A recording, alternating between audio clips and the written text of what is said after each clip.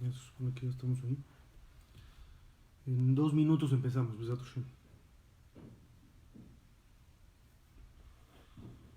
En 2 minutos empezamos.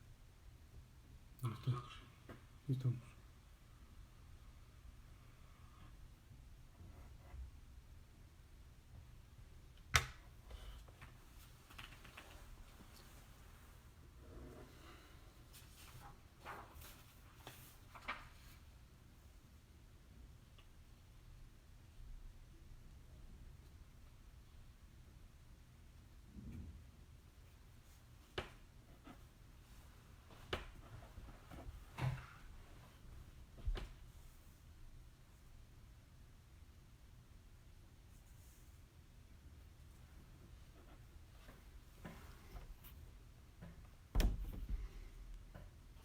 ¿Se la dejo aquí?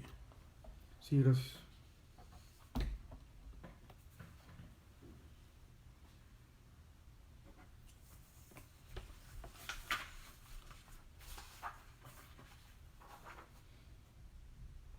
Ya, las 8.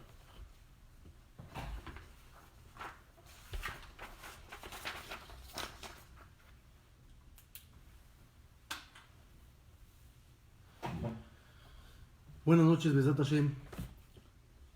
Vamos a comenzar hoy con una clase más de Torah, con empuje, ya que no está siendo fácil para nadie de los que estamos viviendo esta situación. Estamos pasando por retos fuertes. Hoy la mayor parte de la gente está nerviosa, está desesperada. ¿Qué va a pasar? ¿Qué vamos a hacer? ¿Si será que el fin del mundo se acerca o qué está sucediendo? Dicen cómicamente, pero es real, que en China, después de que se levantaron las restricciones, aumentaron los divorcios. Eso lo vi publicado en un noticiero. ¿Por qué? Porque estuvieron 3 meses juntos. Imagínense, 3 meses sin salir. Las parejas, algunas de ellas ya estallaron, dijeron: no conocía yo a este ser humano.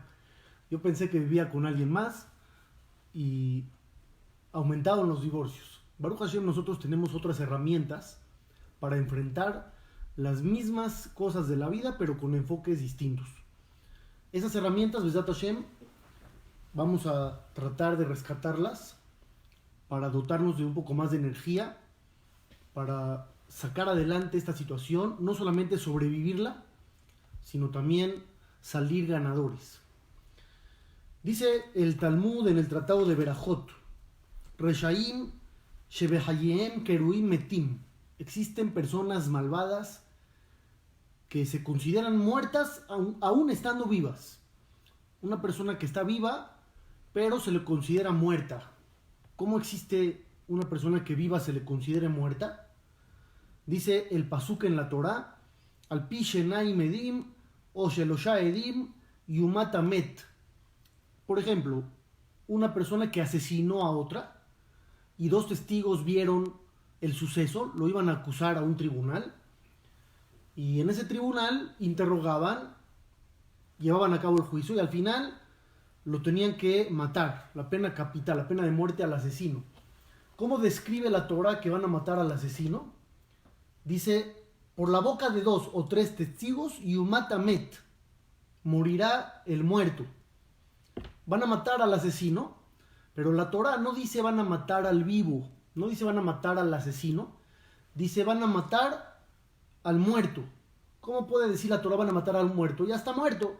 Debería decir ya van a matar al vivo. Dice la Gemara: Ela amet me'aikara. Hay gente que ya se consideraba muerta antes que lo asesinaran.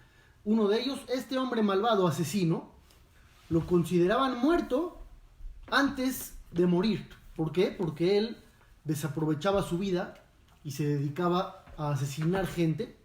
Y ya más por eso, aún estando vivo, se le considera muerto. ¿Por qué estamos hablando de esto? Hay una parte fantástica en el Talmud, en el Tratado de Sanedrín, sobre un versículo que decimos diariamente. Dice Tania, Rabbi Eliezer Omer, dice Rabbi Eliezer: Behavta et Adonai Eloheja. Dice el versículo, después del Shema, lo decimos todos los días: amarás a Hashem tu Dios, bechol levaveja ubechol nafsheja ubechol meodeja, con todo tu corazón, con toda tu alma, con todo tu dinero. Vamos en categorías. Tienes que amar a Dios internamente, con el corazón. Tienes que amar a Hashem aún dando tu vida. Si es necesario dar tu vida por Dios, tienes que estar dispuesto a hacerlo. Y por último, también tienes que estar dispuesto a dar tu dinero, inclusive. Pregunta el Talmud, si ya me dijiste que hay que entregar el alma, ¿no es obvio que hay que entregar el dinero? El orden de los factores, en este caso, sí está alterando el producto. O sea, tenemos que ir de forma gradual. Yo le digo a una persona, ¿estarías dispuesto a dar 10 pesos? Me dice sí. Bueno, ¿y estarías dispuesto a dar 20 pesos? Sí. Y última pregunta, ¿estarías dispuesto a dar 30 pesos? Me dice ok. Pero yo no le puedo preguntar, oye, ¿estarás dispuesto a dar 30? Y me dice sí. Y le digo 20, me va a decir, obviamente, pues ya te dije que 30 también. Entonces aquí el orden aparentemente no está correcto. Dice el pasuk, dice el versículo, tú tienes que dar la vida por Dios. Dices, ok. Siguiente pregunta, ¿estarías dispuesto a dar tu dinero por Dios? Entonces el Talmud dice, ¿qué pregunta? No se entiende nada. Si ya estoy dando la vida, obviamente voy a dar el dinero. ¿Cuál es la respuesta? Una respuesta que tal vez no va a responder la pregunta, aparentemente. Dice aquí, Yesh leja Adam, hay personas, Shemamono Habib Alab mi gufo, que el dinero es más querido que su propia persona. Aman más el dinero que a sí mismos. Entonces, para ellos se invirtió el orden. Si tú estás dispuesto a dar la vida por Dios, quién sabe si estarás dispuesto a dar tu dinero. Hay gente que daría la vida, pero no daría el dinero, porque para ellos el dinero sí es algo con más valor. ¿Por qué dije que esto quizás no responda a la pregunta? ¿Realmente existe un ser humano como los que dice aquí el Talmud? Gente que pueda llegar a decir, yo doy la vida, pero no el dinero. ¿Cómo es posible? Si vas a dar la vida, el dinero es irrelevante. La realidad es así. La pregunta del $1.000.000, ahora sí hablando literalmente, es la siguiente. ¿La vida sin dinero vale? ¿O es mejor no vivirla? Hay gente que te va a decir, la vida es muy valiosa siempre y cuando haya dinero. Si no hay dinero, la vida en sí no debe ser vivida. La vida carece de sentido. Hay otra persona que te va a decir, no, la vida vale muchísimo, aún sin dinero. La vida sigue valiendo más que todo. Haya o no haya dinero, la vida vale más. Hay gente que te va a decir, estoy de acuerdo con el segundo punto. Hay gente que te va a decir, estoy de acuerdo solamente con el primer punto. Esto no es una reflexión, es algo que estamos viviendo en estos mismos momentos. Les quiero leer un artículo que se publicó, yo lo tengo aquí, de la BBC News, en Estados Unidos, y pónganle mucho oído a esto, mucha atención. El vicegobernador de Texas dice que hay que salvar la economía, aún si tenemos que arriesgar vidas para poder salvar la economía. O sea, dice Dan Patrick, no hay dilema, hay que salvar la economía y levantar las restricciones impuestas para frenar la epidemia del COVID-19. ¿Qué es lo que están haciendo todos los gobiernos? Están frenando la economía de los países. La gente ya no puede salir, no hay trabajo, no hay transacciones, pero estamos guardando la vida. Este hombre dice, no, estamos equivocados. Hay que levantar todas las restricciones, que todo el mundo salga a la calle, que todo el mundo salga a vender. Recuperamos la economía, ¿y qué va a pasar? ¿Van a morir algunas personas? Pues sí. Él dice, caparata bonot, que mueran esas personas. Pero salvamos la economía. ¿Suena bien o no suena bien? Él dice, y voy a darle más fuerza a sus palabras, dice, no pretendo hablar por todos los que tienen 70 años o más, pero creo que hay muchos abuelos que coincidirían conmigo en que quiero que mis nietos vivan en el Estados Unidos en el que yo viví. Quiero que tengan una oportunidad de alcanzar el sueño estadounidense. Pero ahora mismo este virus está matando a nuestro país de otra manera. Puede provocar un colapso total de la economía y potencialmente un colapso de nuestra sociedad. Él dice, Para mí es importante que mis nietos vivan, sí, sí es importante que mis nietos estén vivos, pero ¿para qué quiero que estén vivos? Solamente vale la pena si les puedo ofrecer el mismo Estados Unidos en el que yo viví, el Estados Unidos de las oportunidades, de la opulencia, de la libertad. Si va a haber pobreza, yo no estoy dispuesto a que mis nietos vivan con pobreza. Entonces, ¿qué es lo que tenemos que hacer? Tenemos que hacer entender a la gente, los más vulnerables son los mayores, los adultos mayores, los abuelitos. Él dice, hay que hacerle entender a esos abuelitos que ni modo, ellos tienen que sacrificar su salud y su vida por el bien económico de sus descendientes. Esto es lo que profetizó el Pasuk, lo que explicó el Talmud en el Tratado de Sanedrín. Hay gente que te dice que el dinero vale más que la vida. ¿En qué sentido? Que si hay una vida sin dinero, la vida en sí no tiene sentido y no tiene por qué ser vivida. Entonces esta persona dice igual, si va a haber Bar Minan una crisis económica, estás matando la calidad de vida de la gente. ¿De qué va a servir que sigan vivos? Es mejor que se sacrifiquen los abuelos y Bar Minan fallezcan muchos, pero que la economía continúe para la nueva generación. Ahora, yo les hago una pregunta. ¿Qué opina la Torah al respecto? La Torah dice, Be'abda et Hashem Elokeja, tú tienes que amar a Hashem tu Dios. ¿Cuál es la pregunta? La segunda opción, la primera opción. ¿Qué dice la Torah? ¿La Torah qué opina? Si hubiera un escenario hipotéticamente hablando, hay un escenario donde le dicen a un jajam, el más grande del mundo, jajam, hay un abuelito de 95 años que se está muriendo. Y para salvarle la vida hay que profanar 600 mandamientos de la Torah. ¿Qué le diríamos? ¿Los profanamos o no los profanamos? Los profanamos. ¿Qué tal si la pregunta es, hay que profanar 600 preceptos de la Torah para aumentarle a ese viejito de 95 años un minuto de vida?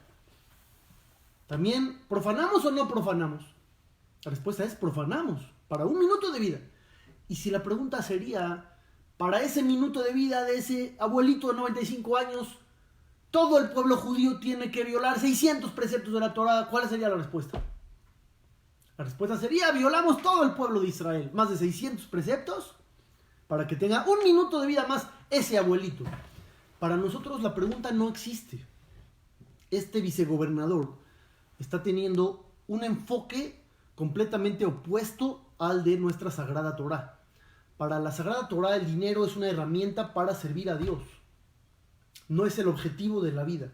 Sí es muy importante, pero no es el objetivo. Tú tienes que tener objetivos más allá del dinero. Hoy por hoy la gente está preocupada y está nerviosa, pero tenemos que guardar la calma. Tenemos que regresar a lo básico. ¿Qué es lo básico? Lo básico, dice la Torah, lo siguiente. En Perashat Be'alotejá nos cuenta la historia del pueblo de Israel en el desierto, cuando de repente Vayibku Gam Bene Israel, empiezan a llorar los Yehudim, Vayomeru Mi Yahilenu Basar. Los Yehudim empiezan a llorar diciendo, ¿quién nos va a dar carne? Queremos carne. Zaharnu et Adagá asher nochal beMitzrayim Hinam. También nos acordamos del pescado que comíamos gratis en Egipto, etcétera, etcétera. Beatá nafshenu yeveshá. Ahora nuestra alma está seca. No tenemos nada más que el man, ese pan celestial que Dios les hacía caer cada día, es lo único que tenemos. Entonces, continúa el relato en los versículos y dice, escuchó Moshe Rabbenu que la gente lloraba y lloraba. El Eben Ezra, uno de los comentaristas, dice, se juntaron todas las familias a llorar. ¿Qué sucede después?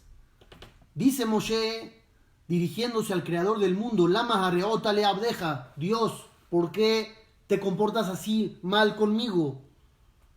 Velama lo matzati hem be'aineja, ¿por qué no te caigo bien? ¿Por qué no encontré gracia en tus ojos? Me pusiste a este pueblo todo sobre mí. Que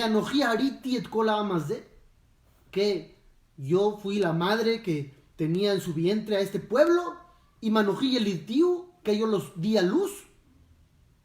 Entonces Moshe Rabbenu, quejándose, le dice a Dios, me ain li basar la tela amazé, ¿de dónde voy a sacar carne para darle a todo este pueblo? Yo ya no puedo con ellos. Ven caja at oseli. Y si tú, Dios, así vas a comportarte conmigo, mátame ahora, por favor. Mátame y matzati gembereneja. Si yo te caigo bien, mátame, por favor. Entonces tenemos dos preguntas fuertísimas. La pregunta número 1, ¿cuál es la queja del pueblo de Israel? Es famoso y es sabido que el man tenía todos los sabores que tú te pudieras imaginar. No era como antes, hace como 30 años, tú ibas a una heladería y había limón, vainilla, fresa y chocolate. Eran los sabores, hasta ahí se acababan. Ya luego, cuando se empiezan a abrir las fronteras y el libre comercio y llegan marcas americanas y todo empieza a evolucionar, de repente ibas a una heladería y te decían, tenemos helado de lo que tú querías, veías 1000 sabores y empezabas a probar una cucharita aquí, una cucharita allá, la gente se volvía loca, ¿qué está pasando aquí? El man era el top de todo esto. Te daban un pedacito de man y tú pensabas, quiero que sepa a carne, la mejor carne. ¿Cuál es la mejor carne? ¿La argentina? No se metan en polémica ahorita. Vamos a suponer que la carne argentina te sabía a carne argentina. Entonces, ¿cuál es la queja? ¿Qué es lo que quiere el pueblo de Israel? Si el man es gratis, te lo dan directito a la puerta de tu casa y sabe a carne, ¿para qué quieres carne? La carne es más complicado, tienes que lavarla, tienes que matar al animal, se te echa a perder. Aquí tienes cada día lo que sea. ¿Cuál es la queja? Esa es la pregunta número 1. La segunda pregunta, que también es muy fuerte, ¿qué pasó con nuestro gran líder? ¿Qué sucedió con Moshe Rabbenu? ¿Cómo es posible que diga Moshe, mátame ahora por favor, si te caigo bien, Dios? Si encontré gracia en tus ojos, ya no quiero vivir. Moshe Rabbenu está diciendo algo así a Dios, llegó a su límite Moshe, se desesperó, ya no puede más. Entonces, vamos a agarrar ahorita la explicación de Nachmanides, el Rambán, y dice que la queja del pueblo de Israel, ¿por qué no estaban contentos con el man? Porque el man caía día a día y no sabían si mañana iba a caer otra vez. Es la queja. O sea, estoy harto de vivir de una manera frágil. Quiero tener estabilidad, quiero tener estructura. Una persona que vive al día, ¿cómo se siente? Se siente muy mal, no puede seguir viviendo. Oye, pero hoy tienes para hoy. Te vas a decir, sí tengo para hoy. Pero, ¿y mañana qué? Así se sentía el pueblo de Israel. No tenían refrigeradores. El man, si lo dejabas para el otro día, te castigaban y se te echaba a perder por no tener confianza en Dios. Y tenías que comer día a día, te lo acababas. Y en la noche, cuando te ibas a dormir, no tenías un gramo de comida. Y al otro día, Dios te daba otra vez. Pero ese sentimiento de depender de Dios constantemente ya no les gustó. Se hartaron. Preferían el pescado de Egipto. Tal vez cuando estaban ellos trabajando para los patrones egipcios, les decían, ve a pescar, y tenían que ir al río. Y en una de esas guardaban un pescado para ellos.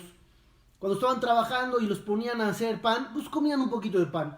Pero depender de Dios constantemente, dijeron, ya no queremos nada. Estamos hartos porque dice Nachmanides, no puedes comparar al que tiene pan en su canasta con el que no tiene pan en su canasta. Dos personas que están hambrientas, pero uno tiene guardado un sándwich y el otro no. Aunque ahorita los dos estén hambrientos y ni uno coma, el que tiene el sándwich se siente tranquilo, porque sabe que en cualquier momento puede comer. Es como cuando hay un ayuno y le dices a una persona, oye, no puedes comer. Son las 10 de la mañana, te va a decir, me estoy muriendo de hambre. Oye, pero tú todos los días comes a las 12 tu primer alimento. No importa, ahorita me dijiste que no puedo, me estoy muriendo de hambre. Alguien empieza con dolor de cabeza en un ayuno. ¿Cuál es la mejor estrategia? Que no sea Kipur. Empieza con un dolor de cabeza en un ayuno. ¿Qué le dices? Si te sientes mal, puedes comer. Te va a decir, no, espérame, no es para tanto. Más me duele un poquito la cabeza. Si le hubieras dicho, no puedes comer, se te desmaya y te va a decir, no, ya no aguanto más. ¿De qué se puedes comer? Ya se tranquilizó. ¿Por qué? Porque tiene la opción de terminar el ayuno en un segundo. Entonces el pueblo judío dice, yo no puedo vivir de esta manera. Yo quiero tener mis propios recursos, mis propios medios, y no estar dependiendo constantemente del Todopoderoso. ¿Cuál es la reacción de Moshe Rabbenu? Moshe Rabbenu le dice a Dios, ya no quiero vivir, ya no puedo. Si tengo un pueblo que están hartos de depender de ti, porque depender de ti los hace sentir inseguros, entonces no serví como líder. A ver si estamos entendiendo bien el concepto. El pueblo judío depende de Dios, ¿y qué sienten? Fragilidad, incertidumbre, nerviosismo.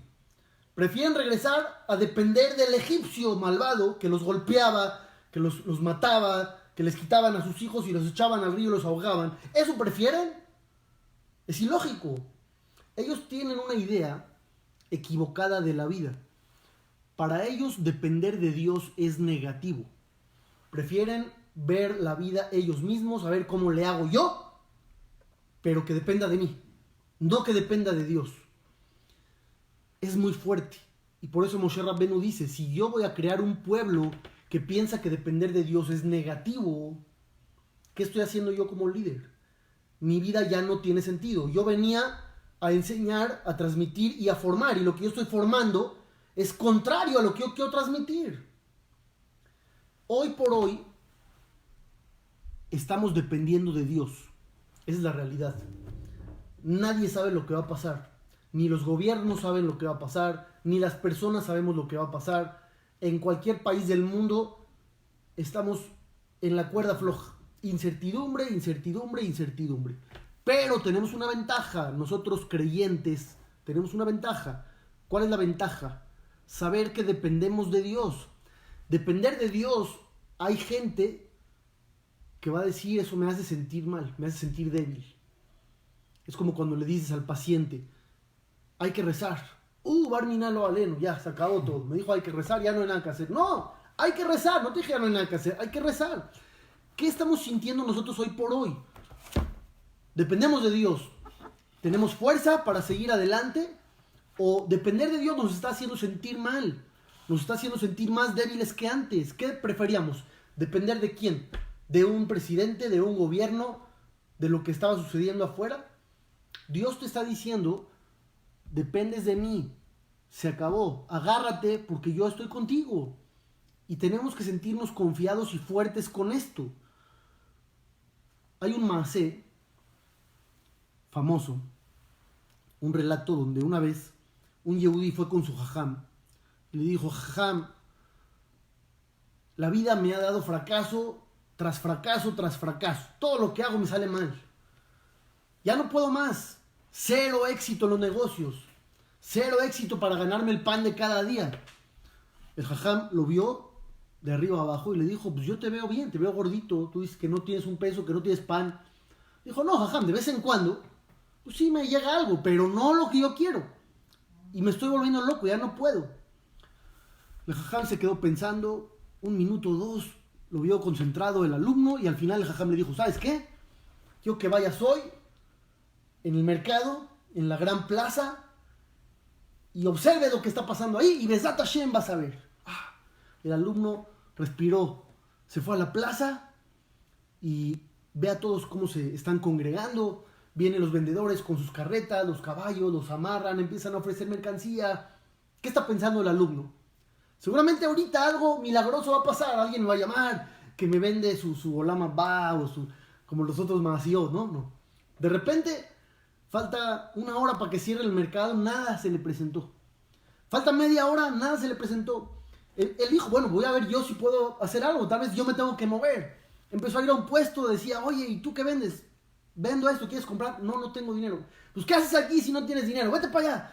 Iba a otro puesto, le decían lo mismo, hasta que acabó en un rincón, al lado de los caballos. Ya, para no molestar a nadie. Dijo, los minutos que quedan me voy a quedar aquí. A ver si pasa el milagro. Terminó la hora del mercado, nadie lo peló, nadie le dio nada. Al final se regresó con el jajam. Le dijo, jajam, ¿qué pasó? Le dice, tú dime, ¿qué pasó? ¿Cómo que pasó? Pues nada, no pasó nada. ¿Cómo no pasó nada? Te mandé al mercado, algo tenía que haber pasado. Le dijo, no pasó nada. Me empezaron a regañar, me corrieron de un lugar, me corrieron al otro. Terminé con los caballos. Ah, muy bien. Le dice el jajam, terminaste con los caballos.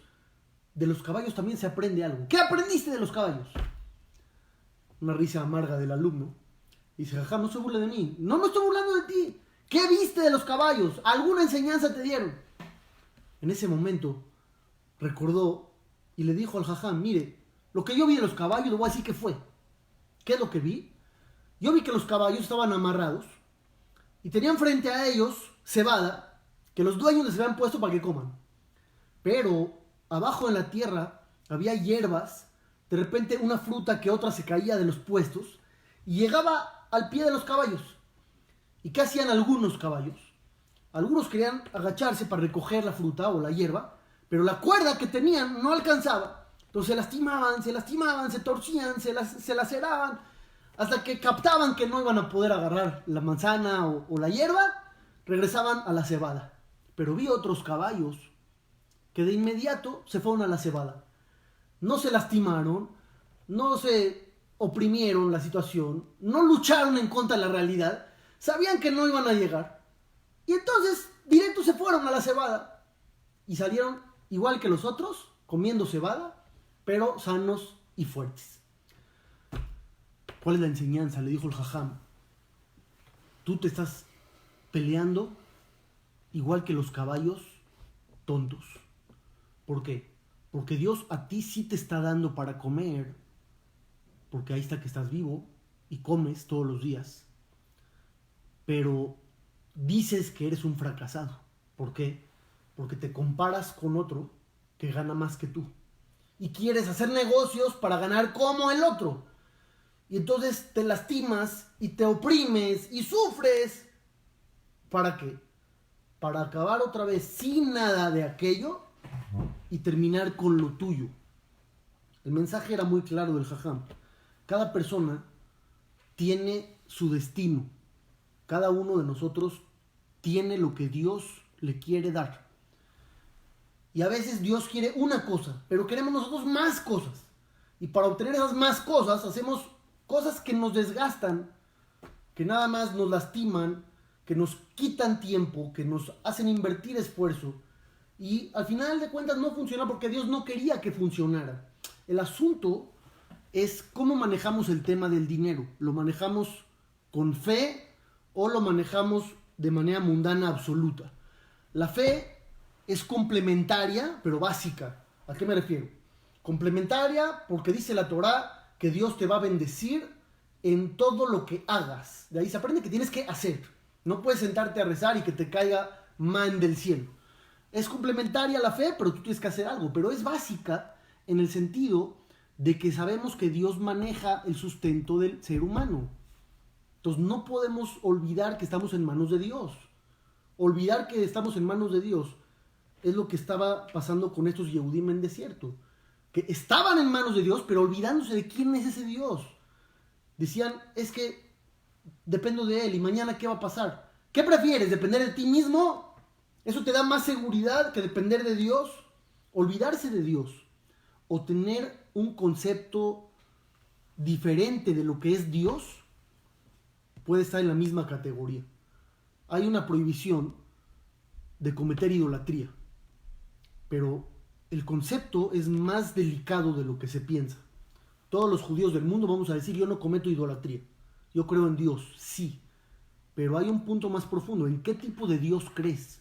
Puede haber 10 judíos sentados en una mesa y cada uno cree en un Dios diferente. Para uno Dios es bondadoso, para el otro Dios es un verdugo, para el otro Dios es perdonador, para el otro Dios es rencoroso. Cada uno tiene una imagen. Hoy estamos siendo puestos a prueba. Para ti, ¿qué es Dios? Para ti puede ser un Dios que todo se le está cayendo, porque el mundo se está cayendo, es señal de que todo se está yendo por la borda. O para ti puede ser un Dios que dentro de todo ese caos que hay para ti, Él tiene claro su proyecto y su objetivo y te está cuidando a pesar de todo lo que está pasando. Es muy difícil, pero es algo que tenemos que tomar en cuenta. Todo tiene solución. Cuando me refiero a todo, es tomar medidas más fuertes y drásticas. ¿Qué pasa cuando uno quiere cambiar su destino? Yo ahorita dije, hay un destino y Dios quiere para cada uno algo distinto. ¿Qué pasa si uno quiere cambiar su destino? ¿Se puede cambiar el destino o no se puede cambiar el destino? La Gemara en Masejet Baba Batra habla sobre un versículo que dice Be'ainé Lea Rakot. Los ojos de Lea, la matriarca, eran débiles, llorosos. ¿Ese es un piropo o es una crítica? Aparentemente, estamos hablando mal de Lea. Tenía ojos llorosos. Entonces pregunta el Talmud, ¿qué necesidad tiene la Torá de decirte cómo eran los ojos de Lea para mal? Cuando la Torá, por ejemplo, habla de los animales que no se pueden comer, dice, son animales no puros. Para no hablar feo, Jacito, los animales se van a sentir mal. No les digas impuros, diles no puros. Y aquí a Lea le hicimos pomada. No, tiene ojos llorosos, horribles. Hasta las cejas se le habían caído. Pregunta el Talmud, ¿qué necesidad hay de hablar mal? Entonces, los jajamín contestan, Lea lloraba y lloraba para no casarse con Esab el malvado. Lea tiene una hermana que es Rachel. Jacob tiene un hermano que es Esab. Entonces, el mayor para la mayor, Esab y Lea, el menor con la menor, Jacob y Rachel. Todo el mundo hablaba de lo mismo. Lea lloraba para cambiar su destino y por eso se le cayeron las cejas, las pestañas. Y no es una crítica, al revés, cambió su destino. Al final no solamente no se casó con el malvado Esab, se casó con Jacob antes que su hermana. Quiere decir que se puede cambiar el destino. Sin embargo, tenemos que cambiar el destino y al mismo tiempo ir aceptando lo que Dios nos va mandando en cada momento. No es fácil, pero hay que saber hacerlo. La Torá nos cuenta en Perashat Beshalach que saliendo de Egipto, el pueblo de Israel de repente enfrenta a un enemigo que cayó contra ellos de la nada, el pueblo de Amalek. Le dice Moshe a Yehoshua, a su alumno, quiero que vayas y dirijas la batalla contra Amalek. ¿Cómo fue el curso de esa guerra?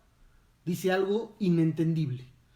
De repente, Moshe se encontraba en la colina y cuando levantaba Moshe Rabbenu las manos, se fortalecía el pueblo judío, pero cuando bajaba las manos, se fortalecía el enemigo y las manos de Moshe eran pesadas, porque la pregunta es obvia, que las deje arriba y ya está, ganamos. No, estaban pesadas, entonces tuvieron que poner una silla para que una piedra que se siente ahí, y Aarón y Hur, su sobrino, le sostenían las manos hasta que se puso el sol y Baruch Hashem, ganamos. Pregunta el Talmud en el tratado de Rosh Hashanah, Bejiyadav shel Moshe osot milchama o shobrot milchama, que las manos de Moshe Rabbenu hacen la guerra. Él levanta las manos, ganamos, baja las manos, perdemos. Las manos de Moshe hacen algo. Él dice, no, ¿cuál es la realidad? Kol zeman shayu Israel mistakelim, que la pemala, cuando los Yehudim veían las manos de Moshe hacia arriba, ellos mismos dirigían sus corazones hacia arriba. Y entonces doblegaban sus corazones ante su Padre del cielo, y la consecuencia, ayumit gaberim, ganaban. Beimlav ayunoflim. Pero si no hacían esto, entonces empezaban a caer en la batalla. ¿Qué es lo que está pasando aquí? Tú quieres ganar una guerra, tienes que reconocer varias cosas. Número 1, que tienes que pedir tefilá a Dios. Dirígete a Kadosh Baruj Hu, dirígete a Dios. Número 2, Abihem Shebashamayim, que Dios es tu papá que está en el cielo. No es un rey, es también tu padre. Y es primero tu padre y luego tu rey. Abinu Malken, primero es mi papá. Quiere decir que es bueno conmigo, le importo. Y también tienes que saber doblegar tu corazón hacia él. Si haces todo esto, entonces ganas. Esto es tan importante que inclusive hay una ley en el Shulchan Aruch Escuchen bien la halajá. La halajá nos dice, Tzarich liftoach petachim o jalonot keneged Yerushalayim kedei leitpalel kenegdam. Cuando tú vas a rezar, en el Bet Knesset tiene que haber ventanas para que la gente hacia donde se dirige a rezar haya puertas o ventanas hacia Jerusalén para rezar hacia allá. ¿Por qué tienes que rezar hacia allá? Hacia donde están las ventanas. Dice el Hafetz Haim, esto es aún en el Bet Knesset. Con más razón, el que reza en su casa solo, tienes que rezar en un lugar donde haya ventanas. Pero hay una pregunta. Vamos a suponer que tú rezas hacia donde están las ventanas. ¿Qué ganaste? En teoría, vas a ver el cielo y doblegas tu corazón hacia Dios porque te acuerdas de la presencia divina. Pero eso es un error. Cuando uno está rezando, no puede ver el cielo. Hay dos opciones para rezar. Apréndanselas para toda la vida. O rezas con el libro, viendo el libro, o rezas con los ojos cerrados. No hay más opción. Entonces, pregunta el Hafetz Haim, está escrito que uno tiene que tener los ojos hacia abajo, o viendo el libro, o cerrados. Entonces, ¿ya de qué te sirvieron las ventanas? Si nunca vas a ver el cielo. Entonces él contesta, de repente, tal vez a la mitad del rezo, tú ibas con los ojos cerrados, o estabas con el libro, y te empezaste a distraer. ¿Quieres una estrategia para volver a tener fuerza y concentración? Deja tantito el libro, o abre los ojos, ve el cielo, vas a recibir otra vez baterías, y regresas al rezo como debe de ser. ¿Qué significa esto? Esto significa que tenemos que estar conectados con Dios todo el tiempo. ¿Pero qué es Dios? Volvemos a la pregunta inicial. Hoy en día, ¿alguien duda que lo que está pasando lo maneja Dios? Vamos a hablar honestamente. Nosotros los judíos creyentes sabemos que todo lo maneja Dios. Lo que nos está pasando hoy en el mundo, ¿está manejado por Dios? Ok, sí. Vamos a decir sí. Lo maneja Dios. Pero ¿cuál es el objetivo? ¿Qué quiere Dios de nosotros? ¿Lo está haciendo por bondad? ¿O Bar Minan es un castigo? Entonces hay que saber que mi pie al león, de la boca de Dios, no puede salir nada malo. Dios no tiene maldad para poder repartir, porque Él es la cúspide de la bondad total y absoluta. Entonces no hay nada malo que pueda salir de Dios. Todo es bueno. ¿Cuáles son las ventajas de vivir lo que estamos viviendo hoy por hoy? Las hemos estado enumerando, pero hay que reforzar. ¿Qué podemos ganar en esta situación? Número 1, valorar lo que tenemos. Valorar lo que tenemos dentro de las casas, valorar lo que tenemos fuera de las casas. Agradecerle a Dios por todo lo que nos da. Si hablamos de familia, se puede manejar la tolerancia, la paciencia. A veces uno tiene un compañero que ya está harto, o a veces él mismo está harto. Paciencia, paciencia, paciencia. Son cosas que uno normalmente no vive. Porque si te fastidias, te sales y te vas. Hoy no te puedes salir, no te puedes ir a ningún lado. Entonces puedes adquirir con más fuerza el valor de la paciencia en tu vida. Y muchas cosas que realmente uno puede trabajar, pero siempre pensando que Dios es bueno y que todas son oportunidades de avance. Rav Chaim Pinchas Scheinberg, uno de los grandes jajamín, vivió 102 años, más o menos, 101, 102 años. Él era un rab muy famoso por usar muchos tzitziot. No sé si algunas personas de ustedes lo conocieron. Él, cuando rezaba, él siempre era hazán. Shachrit, Minja, Arbit, siempre era hazán. Él dirigía el rezo. Y cuando empezaba la Amidá, en la primera bendición de Maguen Abraham, de los patriarcas que se menciona, empezaba a llorar conmovido, conmovido, conmovido. Entonces una vez le preguntaron, a ver, jajam, ¿por qué le mueve tanto esa bendición? ¿Por qué tanta concentración? No todos los días es Yom Kippur o Rosh Hashanah. ¿Por qué tanto corazón? ¿Qué está pasando en esa bendición? Entonces él dijo, antes de rezar, yo programo mi mente para sentir que no tengo nada. No tengo nada.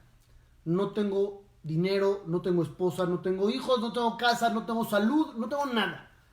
Y ahora voy a hablar con Dios para pedirle que me dé todo eso. Entonces es una experiencia muy fuerte, porque dependo de Dios nada más. Es el único que me puede dar todas esas cosas. Y por eso cuando rezo, mi corazón está ahí en mi mano. Eso es lo que hoy estamos viviendo. Aquel que tenía no sabe si va a seguir teniendo. El que no tenía, de por sí no tenía, no sabe si le va a ir peor. Estamos en una situación muy vulnerable, pero no estamos en una situación vulnerable, porque estamos con Dios. Cada vez que empecemos a sentir que estamos perdidos, hay que voltear al cielo y volver a recuperar esa confianza.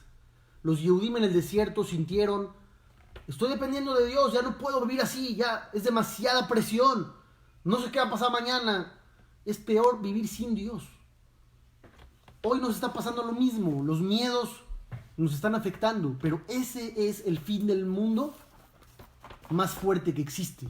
Que uno en vida pueda llegar a renegar de la presencia o el dominio o el manejo de Dios en el universo.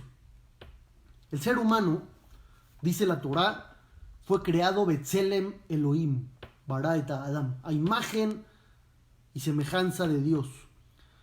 Dice Rab Haim Mivolojin, el alumno del Gaón de Vilna, ¿qué significa que Dios nos creó a su imagen, a su semejanza? Entonces él contesta: así como Dios es el Todopoderoso y todas las fuerzas provienen de Él, y Él guía, maneja cada instante según su voluntad, también le dio al mundo, al ser humano, en particular le dio al ser humano fuerza para poder construir, destruir, manejar, guiar, toda cosa con sus acciones, sus palabras y sus pensamientos. Dios es todopoderoso, en cierto sentido, nosotros también. Por eso dice el versículo: Atikre Banaich, el Abonaich. Dice el versículo y lo explica los Jajamim. No leas los hijos, sino los constructores. O sea, cada uno de nosotros construye, formamos, pero también podemos destruir. Podemos utilizar esos tiempos para construir o podemos usarlos para destruir. Esa es la realidad. Es un reto muy fuerte que nos está tocando vivir. ¿Qué vamos a hacer con él? ¿Vamos a construir y salir ganadores? ¿O nos van a romper la cara con todo lo que está sucediendo? Es algo que tenemos que tomarlo con mucha seriedad. Hoy podemos cumplir un chorro de preceptos, como cuidar la vida, cuidar la salud. Es Benishmartem Oden Afshutehem, cuidarás mucho tu vida. Eso lo pensabas una vez que te ibas a aventar de un paracaídas. No, ahorita lo cumples cada segundo cuando decides no salir a la calle o decides lavarte con jabón o poner gel antibacterial. Cada instante podemos conectarnos con Dios. Pero yo creo que el punto más importante de toda la conferencia de hoy es ese punto. Dependemos de Dios. ¿Cómo nos sentimos al respecto? ¿Nos sentimos desamparados? Porque estamos dependiendo de Él y no sabemos qué va a pasar mañana. Eso es lo que les pasó a los Yehudim en el desierto. O depender de Dios nos hace sentir confiados y tranquilos, porque no sabemos qué va a pasar mañana, pero sabemos que Él lo maneja. Y entonces regresa otra vez todo a la calma. Ese es el reto de hoy. Y ese es el reto del aislamiento, es el reto de la crisis sanitaria, es el reto de la crisis económica. Dios nos está queriendo decir: ustedes creían que manejaban todo y que podían vivir sin mí, porque hay tecnología, porque hay avances, porque hay medicina y ya nadie depende de Dios. Dice Dios: no, dependen de mí todavía, agárrense por favor. Yo creo que es un reto fuerte, pero a la vez importante, que nos puede ayudar a construirnos como mejores personas y a afirmar y reafirmar nuestra fe con mucho más solidez que antes. Besat Hashem, buenas noches. Que tengamos mucha verajá, beatzlajá, osher, beosher, simjá, shalom bait, todo lo bueno. Y nos vemos mañana, primero Dios.